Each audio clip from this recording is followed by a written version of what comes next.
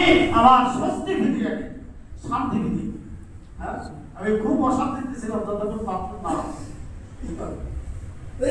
বাস্তবতা আমরা আল্লাহ রাব্বুল ইজ্জত আমাদের সব কাজে আমি আমার শিক্ষকতা আমার গাইডার আমি, আমাকে কেউ ওয়াজ করে নসিহত করে আমাকে পথ দেখাবে, জান্নাতে নিয়ে যাবে না, কেউ দেবে না। আর কারো ক্ষমতাও নাই। আপনার দেহ দিছে আল্লাহ, আল্লাহকে দেখা যায় না, আপনার দেহকেও দেখা যায় না, আপনার মনকে দেখা যায়। অনুভব করেন যে আমার ভিতরে একটা আত্মা আছে। আপনার ওই আত্মাকে আপনি দুনিয়ার ধন সম্পদ দিয়ে যদি ভরে রাখেন, আত্মা সন্তুষ্ট হবে না। কারণ টাকা পয়সা আত্মা চায় না। এই বিরিয়ানি পোলাও কোরমা আত্মা খায় না, খায় না কি?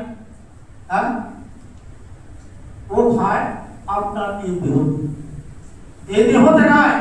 আর দেহ আপনি পূজা করতেছেন, আপনার আত্মা না খেয়ে জিন্দা। আপনি কোনোদিন একটু চিন্তা করলেন না যে আমার আত্মা কি খায়, তার খোরাক কি, কোন মার্কেটে পাওয়া যায়, কোথায় যায়, আমি আত্মার খোরাক খেতে অবস্থা কোনোদিন চিন্তা করবেন। আলা বিযিকরিল্লাহি তাতমাইন্নুল কুলুব। তোমার বলো তোমার আত্মা, তুমি বেশি বেশি জেগে করো, তোমার আত্মা সবল সুস্থ হয়ে যাবে।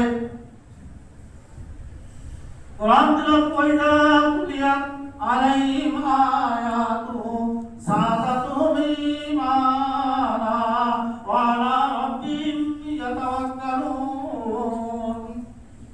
তুমি কোরআন তেলাওয়াত করো, জিকির আজকার করো, নামাজ পড়ো, ইবাদত বন্দেগী করো, সত্য কথা বলো, যত নেক কাজ করবে তোমার আত্মার খোরাক হবে, তোমার আত্মা। আর আমরা এইগুলো না করে আত্মাকে জীর্ণ শীর্ণ একেবারে ওই যে হাসপাতালে রোগী মানে হাসপাতালে বেডে সবাই রাখছে, আর দেহ নিয়ে আমরা বাজে। আল্লাহ রাব্বুল ইজ্জত আমাদের সহিহ মেনা করো। বাবা তৌফিক বিল্লাহ।